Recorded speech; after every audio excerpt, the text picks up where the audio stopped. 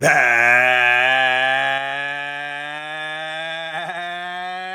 right. Bear down, Bears fans. It's time for another edition of the Chicago Bears podcast, Bears Banter, powered by Windy City Gridiron and SB Nation.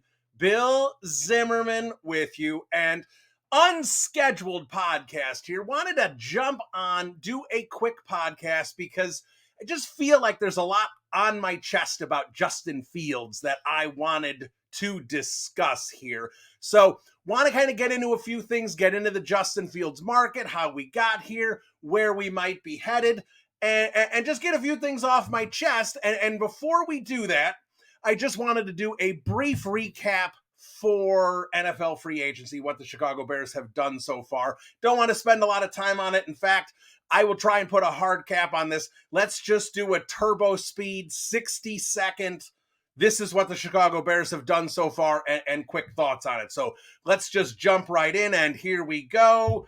Ryan Bates, I love Ryan Bates as a swing interior offensive lineman. Don't love it as center, starting center, especially knowing that Jenkins gets hurt, Davis gets hurt. One of them or both of them may not be here in 2025. Makes a lot of sense to have him on the roster, but would much rather sign another center and have Bates as the sixth offensive lineman coming off the bench. Kevin Byard, I was surprised pulled the trigger on that so quickly, but hey, he wanted a veteran safety. He got a veteran safety in Kevin Byard. DeAndre Swift, I wouldn't spend money on running backs, but Shane Waldron loves running backs, so DeAndre Swift is here. Gerald Everett, I love Gerald Everett. I'm very pleased that Gerald Everett is here. He's the best tight end two, pass catching tight end the Chicago Bears have had in some time. Jonathan Owens, hey, look, I've wanted safety depth here for a while. Jonathan Owens brings that. I'm more excited that Simone Biles is now a Chicago Bears fan. Welcome to Chicago, Simone. We need an edge. We need a wide receiver. Ryan Poles isn't done. Make sure you get that done, Ryan Poles.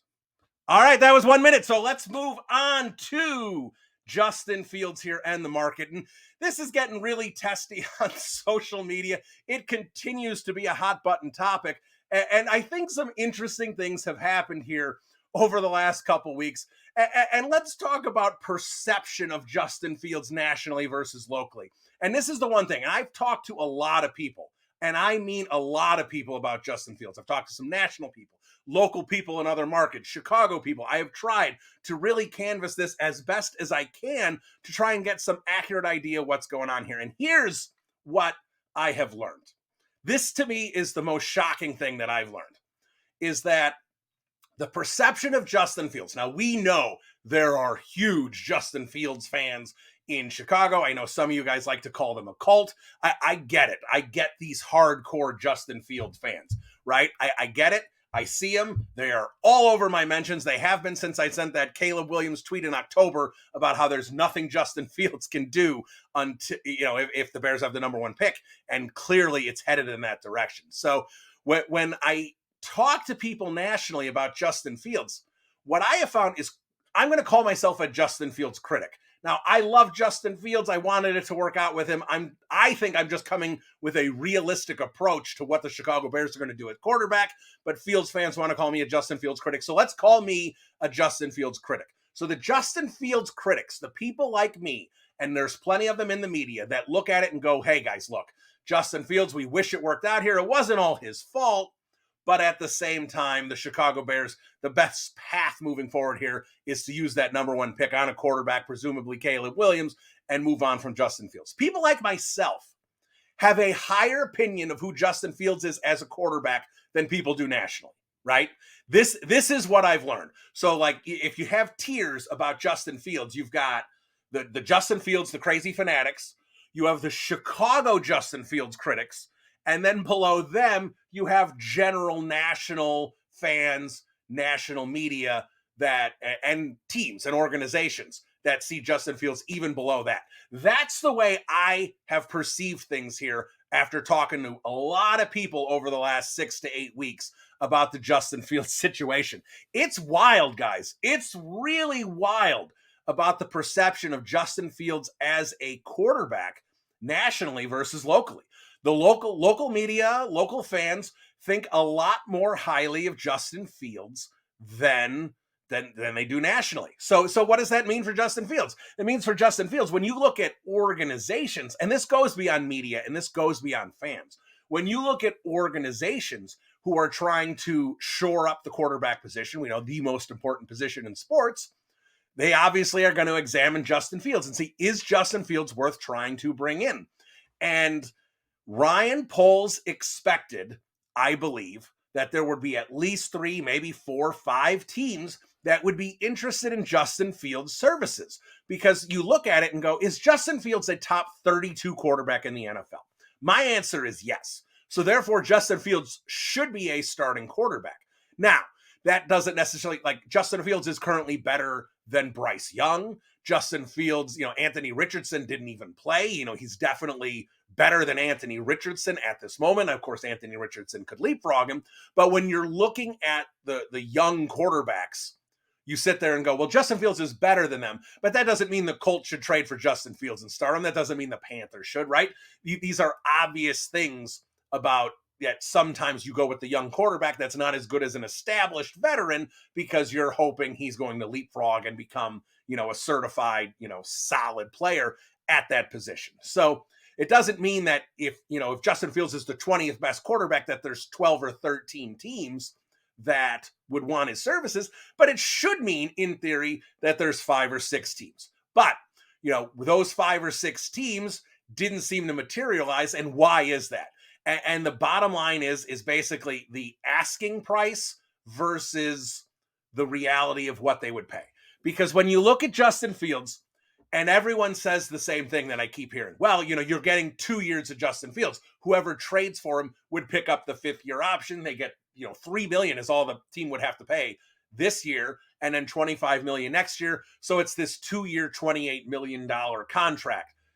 Not quite, because most teams, in my understanding here, would have zero interest in picking up Justin Fields' 5th-year option because he's not in the building. They'd have to make that decision in May. They've only would have had him for a month or two. So they're going to decline the 5th-year option and see where they go after 2024. Well, if that's the case, everyone, then you're trading for only 1 year of Justin Fields. Yeah, it's a cheap year of Justin Fields, but you don't know where you're going to be. So if Ryan Poles, and believe me, when Adam Schefter and Ian Rappaport and everyone is talking about, they're going to get at least a 2nd-round pick, maybe a 1st, that narrative that was being formed, let's call it 6 weeks ago, that was a big push, in my opinion, from Justin Fields' camp, David Mulugheta, and Ryan Poles and the Bears front office.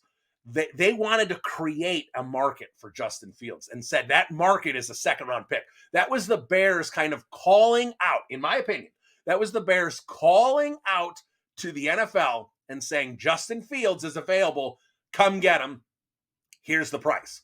Now, again, that's not how things are worded exactly publicly. That's not what Ryan Poles will say publicly. We know the games that these franchises and organizations play with the media and how they word things, and you got to read between the lines. I understand. We all know that. So that's not, Ryan Poles isn't going to come out on February 1st and be like, Justin Fields is available. Come get him. That's not how this is going to work. But that's what we heard moving forward for a good 2-3 weeks, that was the market for Justin Fields. So that's when I started poking around. And this is where I will push back on people who are just like, everybody's guessing. Nobody knows anything. People are only giving opinions. Is there speculation involved? Of course there's speculation involved. That's part of the job if you're covering a football team, is to speculate what they might do, to get, what we like to call informed speculation, where you talk to people and they help form an opinion that's based in facts and the way things are trending.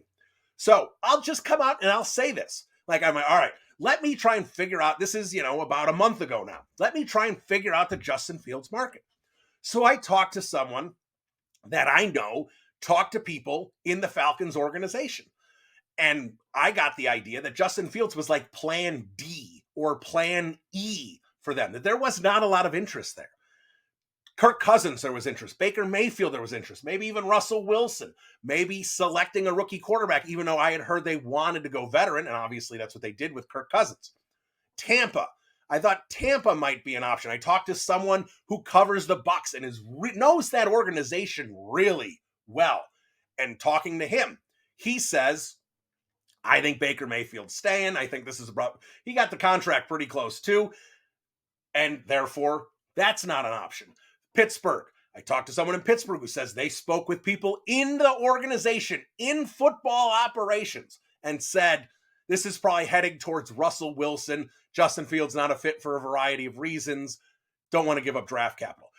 So I went around the Raiders. I talked to someone who covers the Raiders, is like an official person within the Raiders organization and part of the media. Talked to him where, it's like Larry Mayer, right? Where the Bears reach out to Larry Mayer and say, we've signed DeAndre Swift, write an article, and then the Bears can put everything out on social media and on the website. And Larry Mayer gets those pieces of information ahead of time because, when those things are announced, there's an article accompanying it, right? That's how Larry Mayer being the official beat writer of the Chicago Bears website, that's how that stuff works. So I talked to someone within the Raiders organization and, it pointed that way with Luke Getsy that was going to be an odd fit because it didn't work here. So why would it work there? So that's when I sent out the tweet in, I think it was about February 21st, 22nd, where I was like, I don't think this Justin Fields market is what is being portrayed by Schefter and Rapp. And I said in the tweet, I'm like, it's never a good idea to do this, but I am not seeing anything that in terms of who I'm talking to, I don't see anything that points this to being a robust market where he's definitely getting a 2 or a 1 for a trade for Justin Fields. So I started looking at this and going, I'm not sure if that's the case. We get to the NFL Combine, and I can guarantee you this. If a team walked into Ryan Poles' suite up in Lucas Oil Stadium while, defensive linemen are running 40-yard dashes and said, Ryan, we want Justin, second round pick this year. Ryan says, all right, how about we get sweet it up a little, second rounder and a fifth rounder? Or maybe it just ends up being a straight second rounder. The deal's done. He pulls the trigger there. Absolutely. I am 100% convinced of that. But that didn't happen. I am confident in saying Ryan Poles floated this out here, did not get nibbles for the price he was asking for. Because again, as we mentioned, Justin Fields was only going to be a 1-year rental in essence before a team would decide what they were going to do. So Justin Fields at a second round pick, even if you love the athleticism and love the upside, that's steep. So then you start hearing, well, it's not a second round pick, it's a day 2 pick. Price starts coming down a little. Doesn't seem like there's nibbles there either. So what happens? Baker Mayfield goes to Tampa. Kirk Cousins goes to Atlanta. Jacoby Brissett goes to New England. You sit there and go, is Justin Fields better than Jacoby Brissett? Maybe, but Jacoby Brissett does not cost a draft pick. And that goes a long way. And especially when you're talking a day 2 draft pick. Excuse me. You're talking a day 2 draft pick here. Not a 5th rounder, not a 6th rounder. The market for Justin Fields totally changes if the asking price plummets. I guarantee you, if Ryan Poles had come out and be like, all we want is the 5th round pick and we just want to send Justin on his way. If that was the case, then Justin Fields would be gone already. But that was not the case. He wanted to maximize the value. Ryan Poles thought there'd be a bigger market for Justin Fields. And what he realized is that teams did not want to give up value draft capital. In a draft that's considered pretty loaded for about 100 to 125 picks. The bottom end of this draft is not considered very strong. But the top end, so those day 2 picks, especially you're talking about wide receivers that are going to go in round 3, that in some years could be late first round draft picks. You're talking about this kind of, they're loaded at certain positions. Tackle, we hear tackle's an amazing year for tackles. Now I know most of those guys are going to go off in the first round, but that means those interior guys are going to get pushed further down into the 2nd and 3rd rounds. So you're going to have some depth there as well. You're going to have depth in a lot of positions that's going to allow teams to get really good value on those 2nd round and 3rd round picks.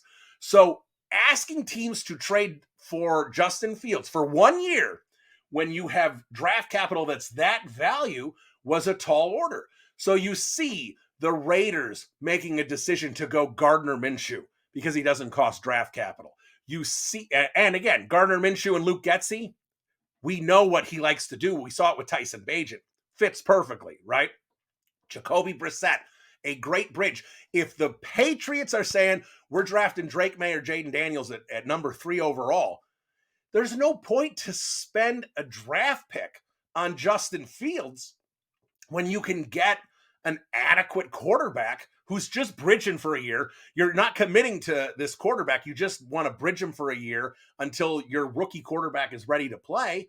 Well, then you're not going to look at Justin Fields. So what happens is all these teams that were speculated, oh, the Patriots could make sense. The Raiders could make sense. The Steelers, the Falcons, everyone heard that list. Suddenly we realize that for all those teams, Justin Fields was not plan A. For most of them, Justin Fields was not plan B. And look, is that fair to Justin Fields? I would say no, because I think Justin Fields is now being painted as a quarterback worse than he actually is. Justin Fields is a playmaker, crazy athleticism, excellent arm talent, just struggles playing in structure. And that's also the other issue is coaches want their plays to be run the way they call them. And that's not Justin Fields' strength. And when you are looking at your quarterback's options in free agency, trade, draft, whatever it might be, coaches also look at which quarterback is going to execute my offense. Now, we hear about it all the time, that it should be who's the best quarterback and how can I build my offense around them. That's a great way to do it. But the reality is coaches are stubborn. Coaches are stuck in their ways. And a lot of them have an offense that they believe is going to work, and they want a quarterback to execute it their way. We saw it with Matt Nagy constantly. Finally, Bill Lazor made things easier for Mitch Trubisky, and Mitch Trubisky played better. Mitch Trubisky wasn't the answer at quarterback, but Bill Lazor figured out how to squeeze some more yards and more points out of Mitch Trubisky than Matt Nagy could those last couple of years. So that's what happens here. Coaches, right or wrong, want to run their offense. And right now they look at Justin Fields and go, he's not going to run my offense. And if I only have 1 year of control of this guy, if I could have 2 or 3 years of cost-controlled control of Justin Fields, well, then I could sit him for a year, teach him my offense, work with him. But that's not an option. This is one off season, one training camp, and in he goes to run an offense. And a lot of coaches aren't comfortable doing that. Unless there was this coach that was like, Justin Fields is amazing, I can see it, I'm going to unlock him. Then that coach, head coach or offensive coordinator, is also doing this. They're banking their job on Justin Fields. You commit to Justin Fields like that, and it doesn't work, you may be out of a job. And do you want to risk your job on Justin Fields? All these things come into play. This just is not, well, Justin Fields is the 20th or 21st best quarterback in the NFL, so teams should want him.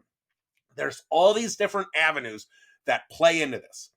So when people say that, well, clearly Justin Fields is staying because Ryan Poles hasn't traded him, the issue here is that Ryan Poles has had to pivot and adjust the asking price. And right now we hear Rappaport and Schefter, and the dunks that are happening by the Fields fan club makes no sense to me. Listen to the clips. They're using that Ian Rappaport clip like, look, Justin Fields is staying. He said it. They're not even shopping him. That's not what they said. They haven't seriously engaged in trade talks. What does that mean? Seriously. Doesn't mean they haven't engaged in trade talks. Means they haven't seriously engaged in trade talks. They also said they were open to trading him. So Ian Rappaport says that while they work on Caleb Williams and they're open to trading Justin Fields, they haven't seriously discussed trading Justin Fields. Seriously means they haven't gotten into advanced talks with a team about trading him, because where the price point was, the asking price for Justin Fields was too high, and they were not getting offers. So yes, they can adjust it and say, oh, this is a Caleb Williams thing. This is about us getting to his pro day and making sure he's our guy. Spin. That 100% is spin to me. That is not grounded 100% in reality. So at this point, when you need to pull back, readjust your price for Justin Fields. Talk to David Mulugeta. You know they're going to work together. They want to try and find a landing spot for Justin Fields. And the more Mulugeta can help that and get more for Justin Fields, the more it's going to help his future earning potential. It's like Javon Kinlaw, who did nothing in San Francisco and still got $8 million because he's a former first-round pick. If Javon Kinlaw had the same results in San Francisco as a fourth or a fifth round pick, he'd be getting like a league minimum deal. So you want value following you for your future earning potential. That's really important here. And David Mulugeta knows that. He's a smart agent. So now the Bears are readjusting and they're trying to figure out what's the maximum price we can really get. And you're talking about teams now that are going to have their starting quarterback situation settled. So you want to find a team like the Seattle Seahawks that say they have Geno Smith, but they don't have a backup. They haven't committed to Geno Smith. It's his last year of his contract. They said some weird things about him. Maybe that's a team. The Seahawks could come calling. I know it sounds crazy, but a team like the Chiefs, Matt Nagy liked Justin Fields. It was one of the reasons the Bears drafted him, traded up for him, was that Matt Nagy was a believer. So now Matt Nagy is there as the offensive coordinator. Andy Reid, brilliant offensive guy. Patrick Mahomes, obviously brilliant quarterback. Let's bring in Justin Fields as a backup and see what we can do with him. Maybe we can even utilize him in packages as a backup quarterback. And if Patrick Mahomes goes down for 2 or 3 games, we feel we have a really good quarterback that could step in and perform.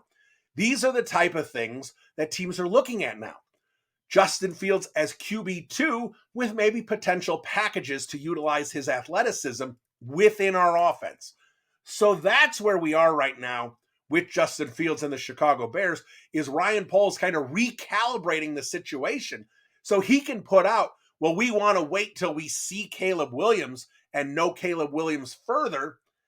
It's a nice little PR thing for Justin Fields and saving face for the Bears that they haven't moved on from him yet. Because again, Ryan Poles is very honest when he speaks. He's not 100% forthright because no GM is. But in terms of Ryan Poles compared to how a lot of other GMs are with the media, he's honest. Him talking about, if we go down this road with Justin, we want to do right by him. That's about the most open and honest a GM has ever been about trading their current starting quarterback. So if he's accurate, right? He's not lying. He wants to do right by Justin.